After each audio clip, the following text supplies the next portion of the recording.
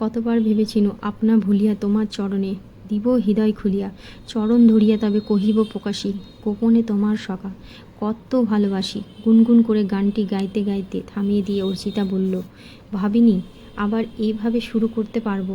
আমার কাছে তো পুরোটাই একটা দুঃস্বপ্নের মতো ছিল। আসলে আমরা মাঝে মধ্যে ভুলে যাই প্রতিটা দুঃস্বপ্নের শেষে একটা করে নতুন সকাল আসে।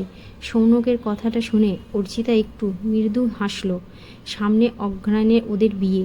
3 বছর একটা সিরিয়াস রিলেশনে ভেঙে যাওয়া, বিশ্রী ধরনের একটা প্রতারণ শিকার হওয়ার পর অর্চিতা জীবন থেকে এক প্রকার মুখ ঘুরিয়েই নিয়েছিল।